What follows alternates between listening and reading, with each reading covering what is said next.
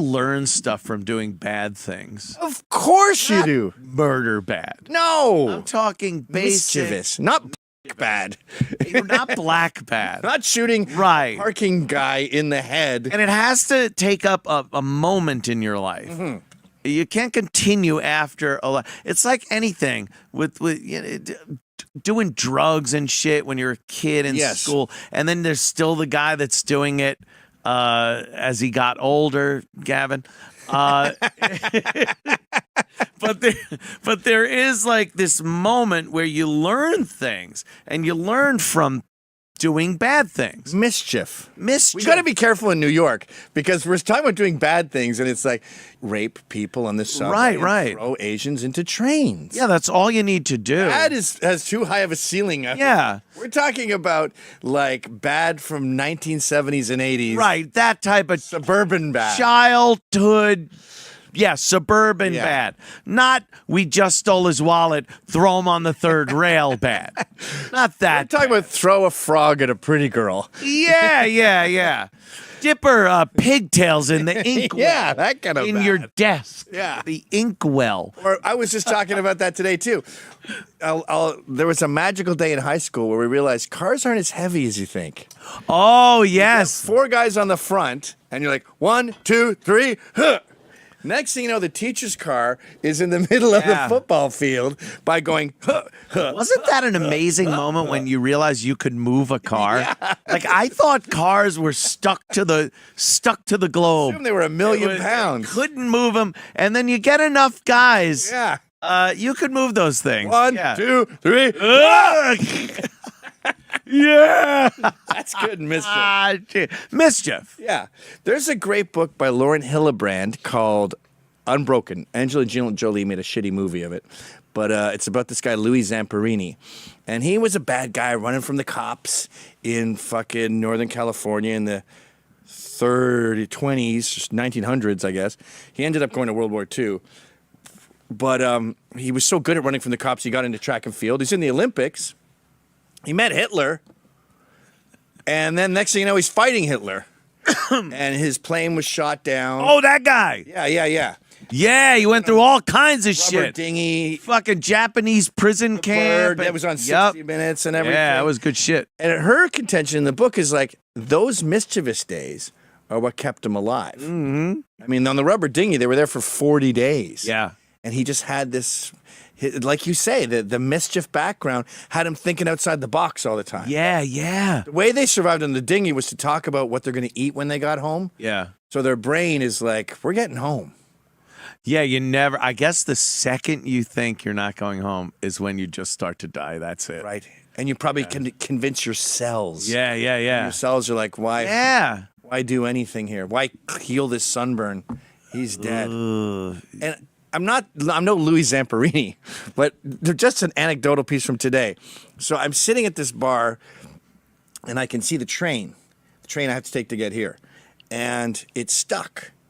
And I got to get on the 3 o'clock, and I'm looking at it, and I'm like, fuck. And then I realize I could just be a subservient member of the system and walk under and say to the guys, when will this train be leaving? This is the train I must be on. And they'd be like, I don't know, could be an hour. We got to fix the brake pads. Okay, I will sit here in this chair. There's no other way to get there. If I drove, I would be very, very late. This movie. It's Forrest Gump. Great. Yeah. It's not acted very well, but I'm into the plot. But as I'm sitting there, I also see a couple trains. They must have been circumvented to go around it. Right. I see them going in the correct direction there. So I realize I can get at the next train station. So I start doing the math. Sorry, buddy, I got to go. And get there, make it literally within 1 minute. And they were being sent around. Oh, so shit. They were still on time. It's just this particular time didn't show up. Yeah, right? so the later time goes around and is now on time. And everyone who now got the on time for was all, of course, all the people who got on were like, I hope they don't think we're paying for these tickets. Oh, of course. First thing on their mind. Of course. Of course, that's the takeaway. But I thought, isn't that sort of a mischief brain? Like that's why I brought up this whole subject is I'm petrified of very young people just like going to the train station and sitting there waiting for them to fix the train. Yeah. You can't do that. The system doesn't give a shit about you. You gotta use the system to your advantage. Never ask it for help. It doesn't know what it's doing. You know what Mischief gives you? The ability to deal with the unpredictable. Yes. That's what it is. When you start something, you decide with your buddies or alone or something, you're going to do some shit. The second you step into it, you have no fucking clue how that's going to end. Yeah. There's no game plan for it. It's constant improvisation as to, I'm going to do this and I'm going to get away. Yeah. And there could be a lot of shit thrown in there in the interim that you have to deal with to get away. Right. Not like if you're playing by the rules, there's usually a set path that you're on, and here's where this will happen. Here's where this is. I'm going to deal with this guy and this and that. And it's predicated. You know what's going to happen. But that fucking Mischief is this weird kind of cosmic swirl, and that's what gives you the mindset to deal with shit when stuff goes wrong, to immediately be able to improvise and get through that shit. That's what I think is the key to being a successful entrepreneur, is to sort of predict problems and have several different solutions. If you could predict the problems and have solutions, that's great. Right. I'm sorry. Yeah. That's but no, because I get it, and that probably helps you improvise faster and to the right solution than if you didn't try to at least plan something. Like, look, if you're doing Mischief, you usually go, all right, we'll throw the eggs here, and we'll run through these bushes. Like, there's some sort of plan. You don't just throw and stand there. And then get arrested. Right. That was me, officer. Well, Chicago's a great example of that. We're sitting in the bar. The venue is like, can't wait for the show, which they always do. Okay, you're going to get harassed by Antifa. Good. I can't wait till they show up. Yeah, fuck them. I'll kick their ass. And then they get 3 phone calls and they're like, oh my God, they found our staff's mother's home address. Oh, okay. No, now what? They did that sitting on their ass, okay? Yeah, it's the internet. So what did we do? We went to the place we were at, drinking beers, near the hotel, and we said, can we do a show here? I'll give you $3,000. And they were not mischievous. So they're like, no, it's a shame. We can't fit these people in here. And I'm like, yeah, they can. They can go there. Well, we don't have a stage. No, we'll stand on this booth. We'll make it happen. And we just need a microphone. That your karaoke machine will do great. Okay, I'll call you back. And they pussied up. And then we said, all right, let's all just meet at a random bar while we plan this, and at least we can do the meet and greet part. Yeah. So we meet at some random bar. Which was fucking fun. That was as great. Fuck. Yeah. Great time. Jukebox, fucking partying. Yeah, the bartenders didn't know what hit them. That's one of those bars, too, that there's probably 8 people that come in a night, and all of a sudden it was there was standing 200 room, people. You're moving through people. Yeah. It was real tough to get a drink. And then Ryan starts sitting on the phone calling boxing gyms because that's a good stage thing. Yeah. You're not going to get like a normal venue. And then he calls the Legion at what? 11? Says, don't go home. Well, we gave them, I think, $1,800, which is more than they've ever made ever. That's like the Rolling Stones are playing there. Yeah. And then we did a show that was not as well lit as it could have been at the fucking Taj Mahal, but it was awesome. And people everyone liked it. that we did that. We made it happen, like Louis Zamperini. And are you saying Asian Pat Dixon, Ryan, was able to improvise? I said to improvise, and come up with places? I was stunned. I know. I said, after that day, I said, you know what? I'm really impressed with you. You have 10 strikes. And he used them up in like 3 days.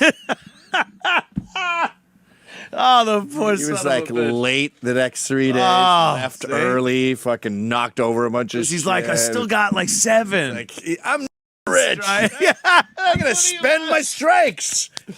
I got strikes at the He wazoo. won the strikes lotto and just blew it all. In the strike zone. Oh, my God. Hey, the audio didn't record on that show. Oh, well. Yeah, there's I'm down to 7. Big deal. Hey, here's a strike. Hey, you take another one, too. Just That's for you and your friends. sorry. Yeah, Come on, yeah, have a yeah. nice night out. strikes for everyone. Ding, ding, ding. Ring the bell. Jesus Christ. You know, one time I was with my friend Steve. I've told the story in the show before, but we're walking down the Queensway in Ottawa, Canada, and these cars are just going meow, meow, meow. And the bus system is so fucking bad there. It's faster just to walk 3 miles than to fucking wait for public transit. And there's no subway, of course. And so we're seeing all these cars meow, meow. Ground is frozen. Frozen ground. So, yeah. And I go, can you imagine just like if someone grabbed one of these cinder blocks? For some reason, there were cinder blocks around it and just fucking whipped it at one of these cars. Oh. That would be so fucking Rita. No. As I'm saying that, he picks up a cinder block Come on. throws it at a car. Who does this? Car's like, eh! It's full of like hockey hoser jocks. Oh, my God. And I just go, and he looks at me and goes, holy shit. Yeah. And I'm like, no, me, holy shit. What have you done? Dude, they'll kill you. We tried to kill them. They'll kill you. Yeah, They yeah. should kill us. They're well within their means Yeah. and right to kill you. And this is pre don't kill people. Right. This is like anyone would have read that Wild, story and Wild gone, West oh, yeah, you got to kill them. Yeah, you should fucking kill those. And just bury them in the snow. We'll do it in the spring. No matter. Like this was probably 1984. Orwell year. Let's say 83. 84. Yeah. I never say 1984 anymore. It's too confusing. It is confusing. You got to do 83 or 86. 83 or 85. 85. Yeah, 84 has too much We just, to it. there's a big hill there in a forest. We just, like cheetahs for 15. So running is like, please. just galloping. So much energy. Then we get in the forest. We choose separate trees. I don't even think we spoke to each other. Climbed trees. Dude, we climbed jungle trees. We were like, I've never been for the climbing tree to get away thing. dude, it was Lorax. know. It was Dr. Zeus levels. I think you hide on the ground so that if push comes to shove, There's nowhere to hide. in the woods. If it's trees, you can hide in the woods. It's a tree planted tree, so it's like six feet, God. 6 feet, 6 feet, 6 That's feet. even worse. Then they could see once they see you, you're a treed fucking piece of shit. Yeah, that's true. I don't know. We in the panic mode, fight or flight. We gauge right. the light, and we're like, okay. There's no shrubs. Look, I wasn't there. There's no bushes. Wasn't there. So our animal brains went, look, you can run for days that way. They're gonna find you. They're gonna see you. Once they get up the hill, they're gonna. It was a relatively bright night, but not too bright. And they're gonna hear the leaves. Yeah. Okay. And then we're there, and we see them. We can see down, and we see them or sense them. Holy Around, shit. fucking, the fuck? Which way they go? And then Should have just gone. It's the worst move ever. Hey, you're warm, getting warmer. And then they gave up after maybe, I don't know, 20 minutes, and we saw the destroyed car like. And we're still not sure if that's a trick. It might be like, I'll drive away. So you got to guys stay up in that here, tree for another 8 days. see if they come back. Yeah. So I think we gave it another 20 minutes. His name's Steve. And then I'm slowly like, the tree's getting thicker as we get down more. And then I finally like onto the leaves, and I'm like, I don't want to say, hey, Steven, are you around? no. We should re-congregate You're being and hunted. continue our trip. So I don't know why I did this. Should have done an animal call, but I just went, Steve.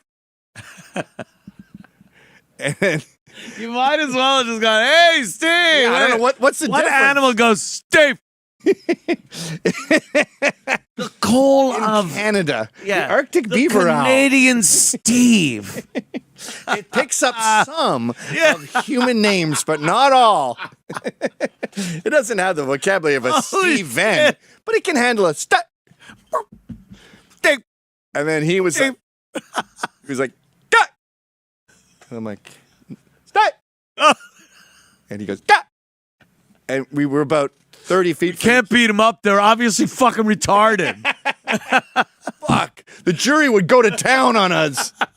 And it was like, oh, holy fuck. So you Holy both shit. decided to climb trees separately? Yes. Wow. He must have seen me skimming up there. Maybe, yeah. Okay. Or who knows? Maybe that was the only logical solution Right. for humans. For If any you were thrust to that situation or anyone else, the DNA would be like, only possible solution. Yeah. Up tree. Boop, boop, boop, boop, boop, yeah, all that shit, and you climb a fucking tree. All the graphs of which way to go. Shit, that's crazy. And then go, fuck, dude. What the fuck were you thinking? He goes, I don't know. That was intense. And he goes, promise me you will never tell anyone that I did that.